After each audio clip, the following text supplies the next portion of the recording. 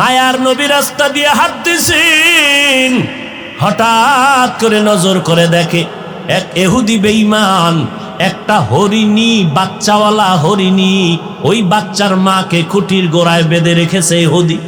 হরিণীটাকে 3 দিন খুঁটির গোড়ায় বেঁধে রাখলো। মা পাগলের মতো হয়ে গেছে, বাচ্চাগুলোরে পেলাম না, দুধ দিতে পারি না, কলিজা ছটফট করে। হঠাৎ ওই পথে মায়ার নবী হেঁটে যায়, হরিণী আমার নবীর মোহাব্বতের সালাম জানায় দিল। সালাম জানাই আবদার জানায়, রহমতের নবী একটু যদি দয়া করতেন, আমাকে একটু ছেড়ে দেন, আমি বাচ্চাগুলোরে দুগ্ধ পান করায় আসবো। নবী চিন্তায় পড়ে গেলেন, আমি যদি খুঁটির গোড়ার থেকে রশিটা ছেড়ে দেই তো মালিকের অনুমতি নেই, হবে না। এখন মালিকের অনুমতি আনতে যেতে হবে। মালিক হলো ইহুদি আর আমি হলাম রাহমাতুল লিল আলামিন। কি করি? আল্লাহ জানায় দিলেন, নবী যান, ইহুদির ঘরে যাবেন, এটা আপনার হেদায়েতের কারণ হয়ে যাবে। নবী দাইয়া ডাক দিয়ে কয়, ইহুদি ভাই, খুঁটির গোড়ায় তুমি হরিণী বেঁধে রেখেছো?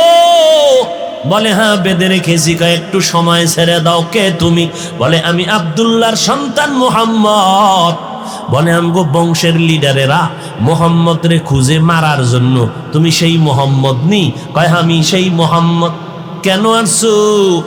বলে হরিণীটারে 3 দিন বেঁধে রাখছো। বলে হ্যাঁ, একটু যদি ছেড়ে দাও বাচ্চাগুলোর দুগ্ধ পান করাইয়া চলে আসবে। ইহুদি ডাক দিয়ে কয়, রে আব্দুল্লাহর সন্তান, আমি শুনছি আব্দুল্লাহর ছেলে মোহাম্মদের সবাই পাগল বলে। আসলেই তো তুমি পাগল, কারণ একটা হরিণীরে ছেড়ে দিলে বাচ্চারে দুগ্ধ পান করাইয়া আবার চলে আসবে, এটা কেমনে হয়? মায়ার নবী চোখের পানি ছেড়ে বলে, ইহুদি ভাই, তোমার অন্তরে যদি সন্দেহ হয় চলো, আমি মুহাম্মাদের জিম্মাদারি দাও, আমার হাতে রশিটা দিবা, আমি রশি হাতের মধ্যে নিয়া হরিণীটাকে ছেড়ে দিব। তুমি ছুরি দিয়া যেই হরিণীর কল্লা কাটবা, ওই ছুরি নিয়ে তুমি দাঁড়াইয়া থাকবা। সময়ের মধ্যে যদি হরিণ এসে হাজির না হয়, যেই ছুরি হরিণের গলায় লাগাইতি, সেই ছুরি আমি মুহাম্মদের গলায় লাগায় দিবি। ইহুদি তরবারি নিয়ে দৌড়ায়, খুঁটির গোড়ায় গিয়া রশিটা ছেড়ে মুহাম্মদের হাতে দিস।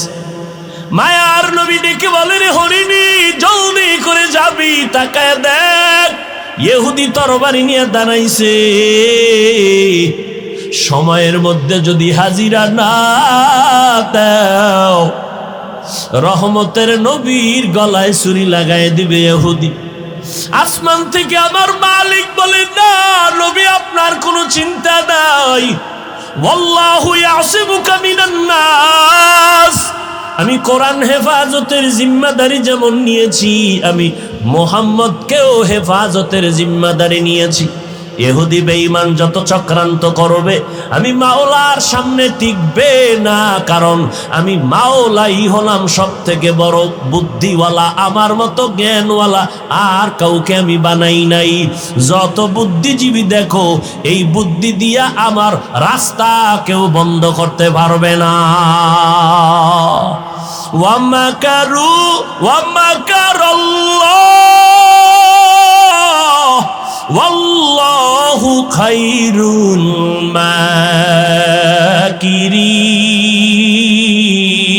মাকিরিন।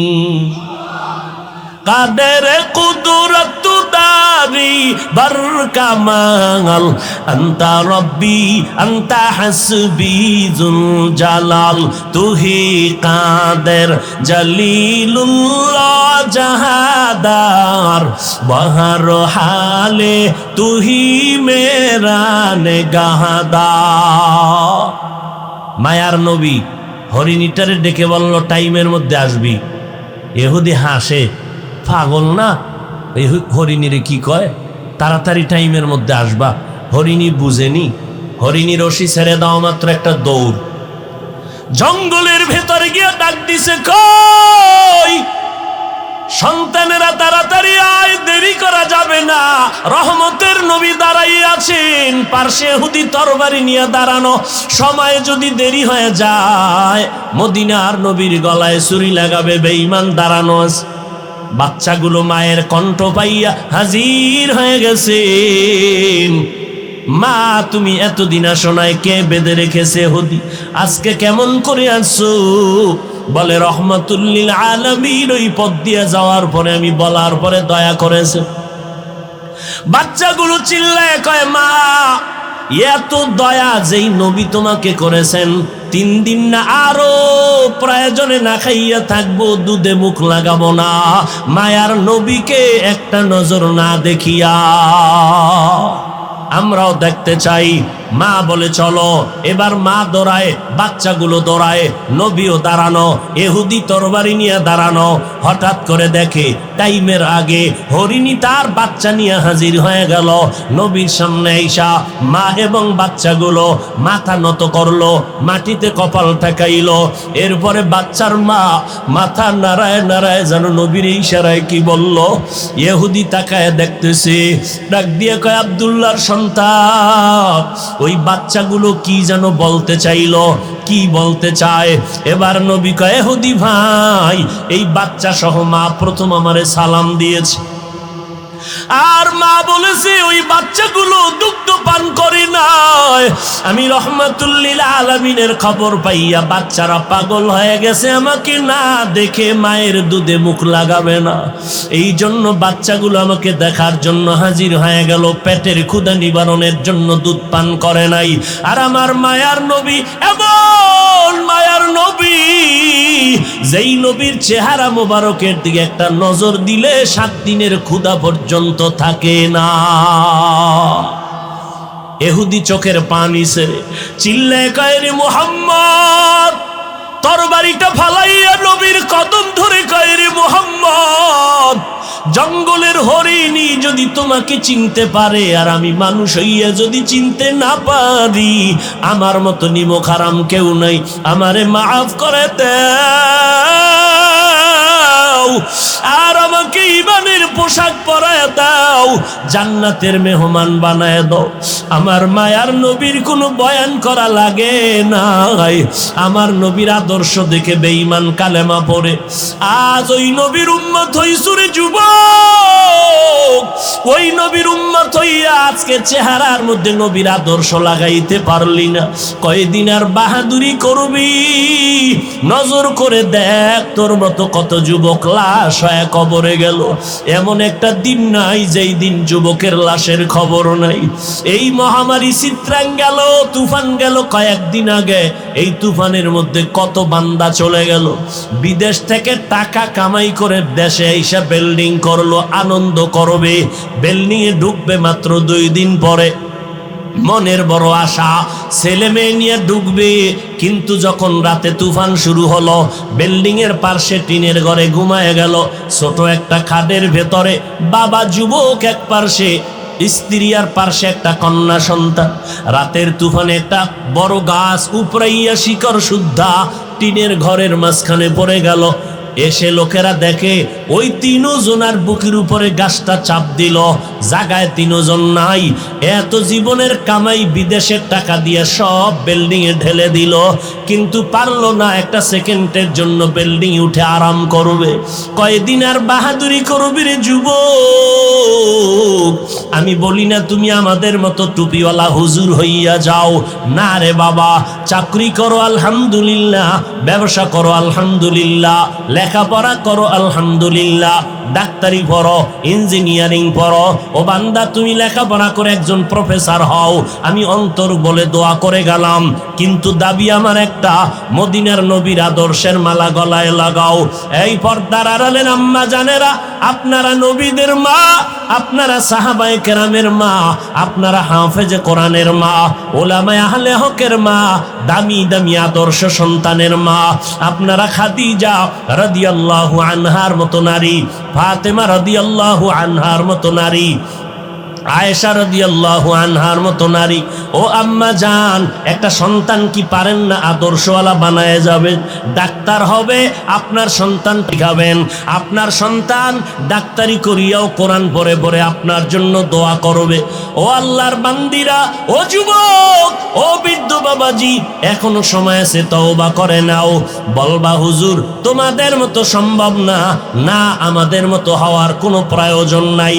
তোমার লাইনে তাকায় দেখো, তোমার মতো যুবক জীবনে কোনোদিন মাদ্রাসায় যায় নাই, আলিফ বা তা কোনোদিন পড়ে নাই, স্কুলে পড়ে, কলেজে পড়ে, এক বেলার নামাজও বান্দা বাদ দেয় না। যুবকেরা আল্লাহর মহাব্বতে সত্য কথা বলো, আছে না নাই? তুমি নিজে কেন পারবা না? আমার ঘুমের সময় নিজেরে প্রশ্ন করো, তোমার মতো যুবকটা স্কুল কলেজে পড়ে যদি নামাজ পড়ে, তুমি কেন পারো না? তোমার মতো যুবক র্যাব, আর্মি, পুলিশ, বিডিআরের চাকরি করে, এক বেলার নামাজ বাদ দেয় না, বলো যুবক তুমি কেন পারো না? তোমার মতো যুবক রাস্তায় গাড়ি চালায়, এক বেলার নামাজও বন্ধ করে না, তুমি কেন পারো না? তোমার মতো সন্তান নজর করে দেখো, কৃষিকাজ করে, ময়দানে নদীর মধ্যে মাছ ধরে, এক বেলার নামাজ ছাড়ে না। ও বান্দা তুমি কেন পারবা না? তোমার মতো বান্দা নজর করে দেখো, ব্যবসা করে, কত কোটি টাকার মালিক, এক টাকাও হারাম খায় না, নামাজ ছাড়ে না, তুমি কেন পারবা না রে বাবা? অনুরোধ করে বলছি, দলাদলি বুঝি না রে বাবা। আল্লাহর গোলাম হও, নবীর আদর্শের মালা গলায় লাগাও। ওই স্কুল কলেজে পড়ো, চাকরি করো, ব্যবসা করো, পেছনের গুনাহ থেকে তওবা করে আল্লাহকে বলো, আল্লাহ আজকে থেকে আর নামাজ ছাড়বো না, বেপরদায় চলবো না, মা বাবাকে কষ্ট দিব না, নবীর তরিকার বাহিরে চলবো না। আল্লাহর মুহাব্বতের জন্য বান্দা তুমি যদি নিজেকে তৈরি করে নিতে পারো, আজকে যদি তওবার নিয়ত করো, জীবনটা চলিয়া গেল, আর নামাজ ছাড়বা না। মদিনার নবী বলেন, আমি মুহাম্মদ বড় ভয় ভীত, সন্ত্রস্ত, বড় শঙ্কিত। বনি ইসরাইলের হিংসা আর ফাসাদের কারণে দল হয়েছিল ৭২। আমি মুহাম্মদের উম্মতের আরো ভয়, দল একটা বেড়ে যাবে। কত হবে? কুল্লুহুম ফিন্নার ইল্লা মিল্লাতান ওয়াহিদা। সব দলের লোকেরা জাহান্নামে যাবে, এক দলের মানুষ জান্নাতে যাবে। قال النبي صلى الله عليه وآله وسلم إن بني إسرائيل تفرقت على 72 ملة وتفترق أمتي على 73 ملة كلهم في النار إلا ملة واحدة قالوا من هي يا رسول الله قال ما أنا عليه وأصحابي পয়গম্বর বলেন, এই ৭২ দল, আরো একটা দল হবে, টোটাল ৭৩ দলের মধ্যে ৭২ দল মানুষেরা জাহান্নামে যাবে, এক দল মানুষ জান্নাতে যাবে। চান্দিনার মুসলমানেরা কলবের মধ্যে রেকর্ড করে নাও, মোবাইলে রেকর্ড করে লাভ নাই, কারণ মোবাইল একটা গজবের নাম।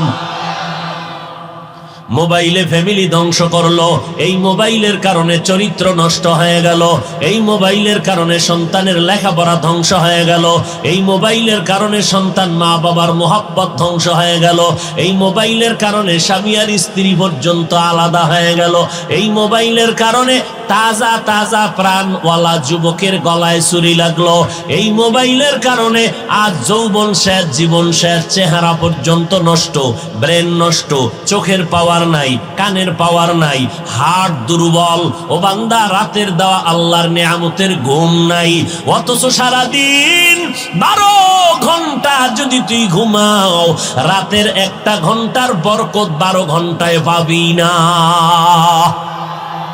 মোবাইলের গজবে রাতের নেয়ামতের ঘুম কেড়ে নিল। সমস্ত দুনিয়ার স্বাস্থ্য বিজ্ঞানীরা বলে, সারা রাতের ঘুম সারা দুনিয়ার মানুষের জন্য শরীরের মহা ঔষধ। আর সেই নেয়ামতের ঘুমটা কাটাইলি না, ঘুমাইলি না, সজাগ হইয়া কাটাইলি কি করে? মোবাইলের স্ক্রিনে তাকাইয়া কবিরা গুনার প্র্যাকটিস করে, বেগানার চেহারা দেখে দেখে কাটাইলি। আয়নার সামনে তাকায় দেখ, তোর চেহারায় কোনো আকর্ষণ নাই, কাটন হয়ে গেছো। আবার নবীর সুন্নতের জবাই করে বেঈমানের পা চাটা গোলাম হইয়া চুলগুলো কেটে ভাল্লুক আর ইন্দুর বান্দর হয়ে আছো। চুল কাটার মধ্যে কি আমার মদিনার নবীর আদর্শ নাই? মদিনার নবীর আদর্শ বাদ দিয়ে কেন বেঈমানের পা চাটা গোলাম হয়ে গেল? আবার যদি চাপাবাজি করো আমি নবীর আশিক, কিয়ামতের ময়দানে আল্লাহর নবী বলবেন যা ভেগে যা, আমার সুন্নত জবাই করেছো। আমি নবী বলে দিলাম তুই আমার উম্মত না, আমি তোর নবী না। ৭২ দল জাহান্নামী, এক দল মাত্র। কথাগুলো ভালো করে রেকর্ড করেন কলবে ভালো করে। এই যে ৭২ দল জাহান্নামী, এরা কেউ হিন্দু না, এরা কেউ বৌদ্ধ না, এরা কেউ খ্রিস্টান না, এরা কেউ ইহুদি ধর্মের লোক না। এই যে ৭২ দল জাহান্নামী হবে, সব হবে মুমিন মুসলমান। সব কি? মুমিন মুসলমান। একদল মুমিনেরা জান্নাতে যাবে, ৭২ দল মুমিনেরা জাহান্নামে যাবে। কেন? কয় মুমিন দাবি করছে নামাজ পড়ে নাই, মুমিন দাবি করছে রোজা রাখে নাই, ইমানদার দাবি করেছে নবীর সুন্নত মানে নাই, ইমানদার দাবি করেছে হালাল উপার্জন পেটে ঢুকায় নাই। এত বড় কপাল পোড়া, এত বড় গাদ্দার, নিজেও হারাম খাইয়া নিজের কলিজাটারে নষ্ট করেছে, ঘরের নাবালেক বাচ্চাগুলোকেও হারাম খাওয়াইয়া তাদের রক্ত নাপাক করেছে। এর মতো আল্লাহর দুশ্মন, মানবতার দুশ্মন এই জমিনে কেউ হতে পারে না। বলো সন্তানের বাবারা, তোমার শিশু বাচ্চার তো কোনো গুনাহ নাই, কোন অপরাধের কারণে ওরে সুদের টাকা দিয়ে খানা খাওয়াইতেছো? বলো। ওর রক্ত তো, তোমার ঘরের স্ত্রীর রক্ত তো পিওর, ওই বাচ্চাটার কোনো আমল নামা নাই, গুনাহ নাই, এরপরও গায়ের জোরে খাওয়াইতেছ। লিখে রাখো এই সন্তান কোনোদিন মানুষ হবে না। লিখে রাখো, আল্লাহর কসম করে বলছি, এই হারাম খাওয়াইয়া সন্তানরে বড় বানাবা, মরণের আগে সন্তান কোনোদিন মা বাবার খেদমত করবে না। আল্লাহ হেদায়াত দান করুন। আরো জোরে বলেন। অন্যায় করে বাবায়, সন্তানের উপরে কেন বিপদ? শিশু বাচ্চার তো কোনো অন্যায় নাই, ওই বাচ্চার পাওটা হঠাৎ ভাঙলো কেন? আব্বাজানেরা জবাব দেন। যারা সন্তানের বাপ হইছেন, বালিশে মাথা লাগায় চিন্তা করবেন, অন্যায় করছেন আপনি। আপনার ঘরের মাইয়া বলা শিশু বাচ্চা নিরপরাধ, পিওর। আপনার বাচ্চার কিডনির উপরে কেন হঠাৎ করে আক্রমণ? আপনার বাচ্চার ব্রেনের উপরে কেন আক্রমণ? আমার মাওলার কুদরতের ফয়সালা। অন্যায় করবি বাবা তুমি, সাজা দিব তোমার সন্তানেরে আমি। সাজা দিব তোর সন্তানেরে। তোর সাজা তো পরকালে আছে, তবে তোর সন্তানের দেওয়াটা তোর জন্য তো কম সাজা না। আল্লাহ, কত কঠিন বিষয়, বড় কঠিন বিষয়।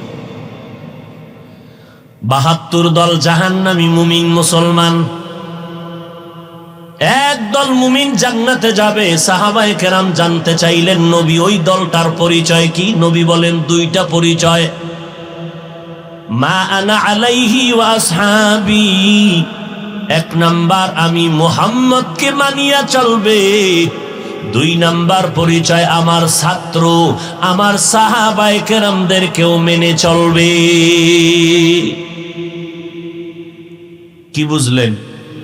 যারা বলে আমরা মুহাম্মদ রে মানি কিন্তু সাহাবায়ে কেরামদের মানে না, ওমরে ফারুক রে বেদাতি ভণ্ড কয়, ওসমান রাদিয়াল্লাহু তাআলা আনহুর বিরুদ্ধে ইশারা ইঙ্গিতে বক্তায় বয়ান করে, মুআবিয়া রাদিয়াল্লাহু তাআলা আনহুর বিরুদ্ধে কথা বলে। এক কথায় যারা সাহাবায়ে কেরামদেরকে আদর্শ মানতে পারে না, এদেরকে চিহ্নিত করে নাও, এরা মুমিন ঠিক, মুসলমান ঠিক, মাওলানাও ঠিক, তবে ৭২ দল জাহান্নামীদের অন্তর্ভুক্ত। সাহাবায়ে কেরামদের বিরুদ্ধে কথা বলনেওয়ালা আসেনি? কথা বলেন না কেন? আরে ভাই কেমনে বলি? বলতেই তো হবে। গীবত হলেও বলতে হবে, কারণ গীবত করা হারাম। ৪ কারণে গীবত করা ওয়াজিব। ইসলামের ব্যানার লাগাইয়া যদি কোনো মাওলানা মুমিনের ঈমান চুরি করে, আমল চুরি করে, আহলে হক আলেমদের দায়িত্ব তার নাম, গোষ্ঠী, শুদ্ধা, ঠিকানা সহ উম্মতের জানাইয়া উম্মতের সতর্ক করো, ওই ভণ্ডের কাছে যেন না যায়। গীবত হইলেও এই গীবতে সওয়াব হবে। ইসলামের ব্যানার টানাইয়া একজন মাওলানা বয়ান করে বলে, জুমার নামাজের আগে সুন্নতের প্রয়োজন নাই। আর একজন মাওলানা বলে, নবীরা ভুল করেছিলেন, আমার আল্লাহ নবীদের দিয়া ভুল করাইছেন। এটা ইন্ডিয়ার খবর না, বাংলাদেশের তাজা খবর। আর একজন মাওলানা তিনি ইসলামের ব্যানারে থেকে বলেন, কোরআন শরীফের মধ্যে জাল আছে, জাল। বলে কি পরিমাণ জাল? বলে হাদিসের থেকেও বেশি জাল। নাউজুবিল্লাহ আসে না? না, একটু চিন্তা করেই বলেন, কারণ আপনার হুজুরে যদি বলে তাহলে তো একটু নাউজুবিল্লাহ চিন্তা করেই বলতে হবে। আওয়ামী লীগওয়ালারা কয় নাই কোরআনের মধ্যে জাল আছে, বিএমপির কেউ বলে নাই কোরআনের মধ্যে জাল আছে। কে বলেছে? ইসলামের ব্যানার টানাইয়া মাওলানা নামের টাইটেল লাগাইয়া বলে কোরআনের মধ্যে জাল। এই ইসলামের ব্যানার টানাইয়া মাওলানা বক্তা হইয়া বলে কালেমা লা ইলাহা ইল্লাল্লাহ মুহাম্মাদুর রাসূলুল্লাহ। এ কালেমা পড়বা না কালেমা কুফরি। সোনার বাংলার খবর। কই যাইবেন? ওই মাওলানা সাহেব কোরআনের মধ্যে জাল আছে, নবীরা ভুল করেছেন, কালেমা কুফরি বলার কারণে যেমন ভণ্ড, তোমরা যারা সেই বক্তা মাওলানার ভক্ত দাবি করিয়া চুপ থাকবা, প্রতিবাদ যদি না জানাও, তুমি চুপ থাকার কারণে তুমিও ভণ্ড। মেরা এজাজো করদন বেহিসাব খলকে রাদাদন জওয়াবে বাসওয়াব হক নাদারাত দোস্তে খলকা জারেরা নিস্তে ই খসলত একে দিনদারেরা। বেঈমানের কাছে তাবলীগ করব। এই তাবলীগের দুশমনেরা কয় তোমরা মুসলমানের কেন তাবলীগ করো? তোমরা হিন্দুদের কাছে যাও, হিন্দুদেরকে দাওয়াত দাও, খ্রিস্টানদেরকে দাওয়াত দাও, তাদের কাছে আমার মোহাব্বতের দাবি।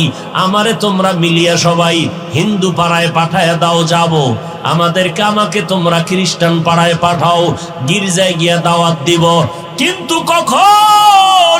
12টা মাস ফজরের পরে বয়ান, জহুরের পরে বয়ান করলাম বিবাড়িয়া নবীনগর, এখন বয়ান করি এখানে, আগামী আবার রাত্রে চলে যাব আর এক জায়গায়। 12টা মাস 365 দিনের একটা দিনও কম নাই। ফজরের পরে বয়ান, মাগরিবের পরে বয়ান, এশার নামাজের পরে বয়ান। পারলে মানুষ চায় ফজরের আগে বয়ান দিবেন, রাত্র 3টায় দিলেও নিবে, রাত্র 4টায় দিলেও নিবে। এই বয়ানগুলো কারে করি? মুসলমানের এই তো করি, পায়ে ধইরা ধইরা বয়ান করি, মনে হয় জানো আপনাদের টাকার কেনা গোলাম আমি। এত বিনয় হইয়া বয়ান করি, পায়ে ধরে ধরে বয়ান করি। বয়ান করে কি বুঝাই জানেননি? চরমনাই না গেলে জাহান্নামে যাবে, তাবলীগ না করলে জাহান্নামে যাবে। এই কথা তো একবারও বলি না। পাঁচকল্লি টুপি মাথায় না দিলে জাহান্নামে যাবে, একবারও বলি না। কওমি মাদ্রাসায় না পড়লে গুনাহ হবে, একবারও বলি না।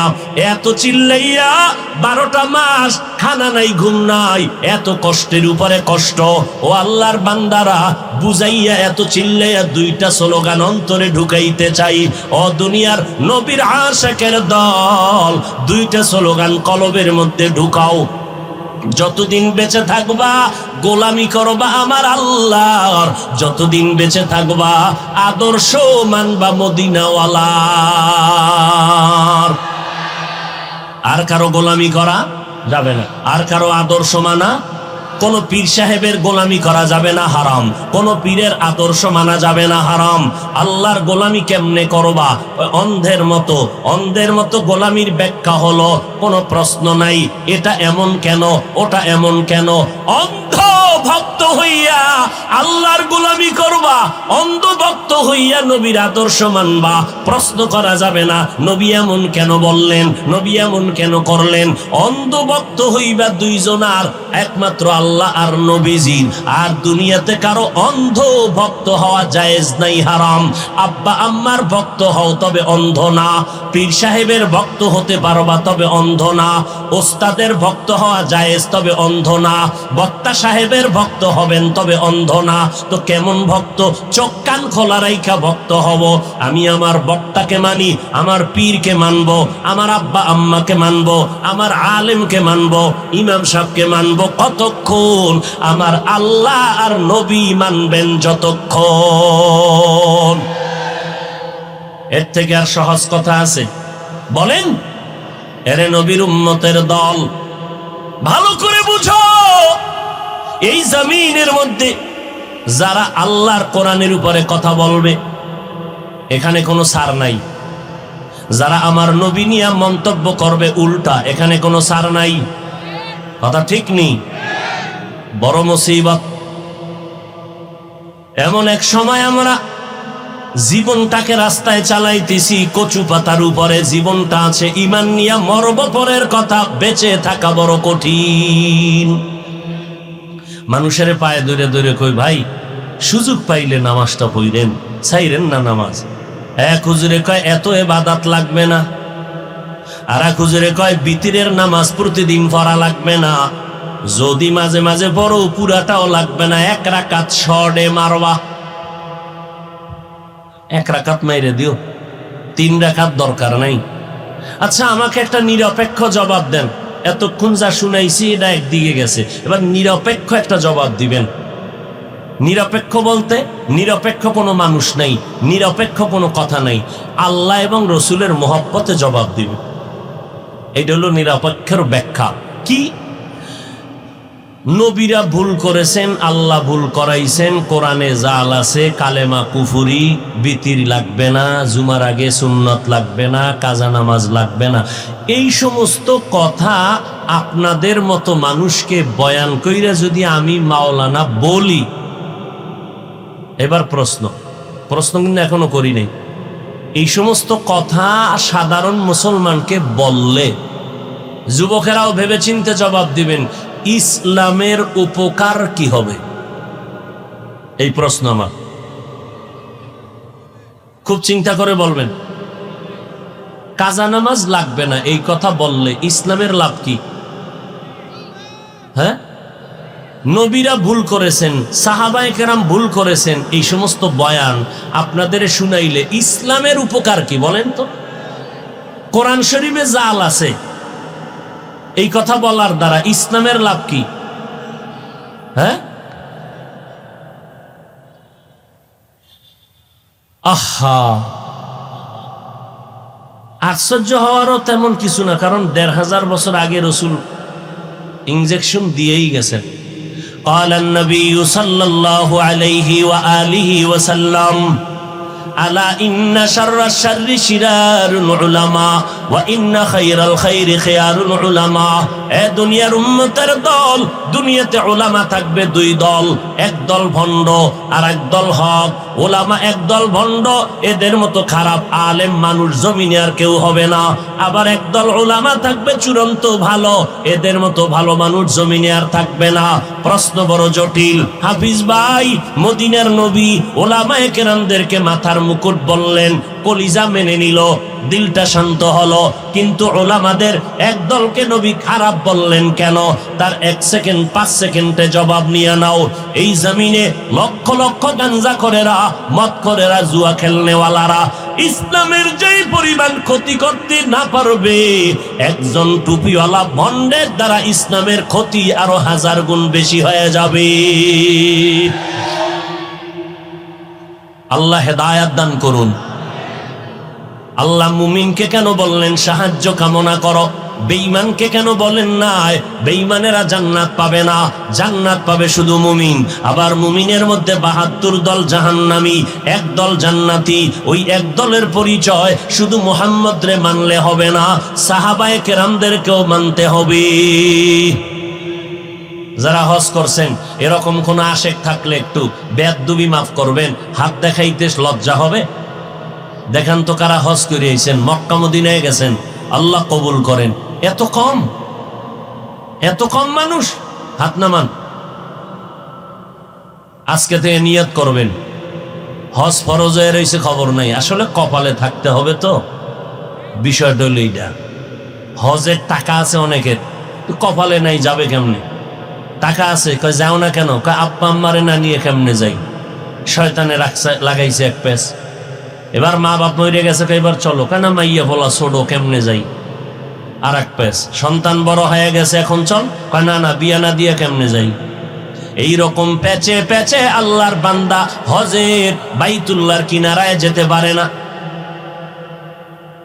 এরে নবীর উম্মতের দল, আমার আল্লাহ বলেন, দুনিয়ার মানুষ তোমরা সাহায্য কামনা করো কেন? আমি আল্লাহ তোমাদের এত দুর্বল করে বানাইছি, এত দুর্বল করে আমি কোন প্রাণী জমিনে বানাই নাই। ওয়াকুলিকাল ইনসানু যায়ীফা, মানুষ বড় দুর্বল। কেমন দুর্বল? খানার বেলায় দুর্বল, ঘুমের বেলায় দুর্বল, কথা বলতে দুর্বল, হাঁটার বেলায় দুর্বল।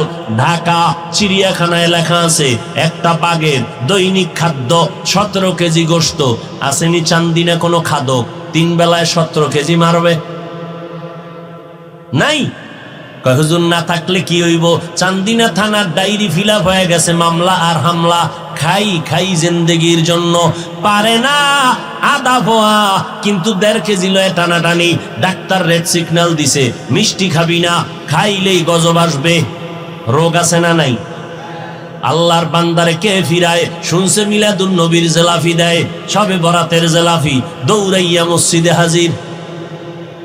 হ্যাঁ গিয়া জেলাফি খাইতে গেছে, 1 ফোঁটা লইছে, নিয়া বগলের তলে নিয়া আর 1 হাত বাড়ায় দিছে, আর 1 ফোঁটলা নিবে।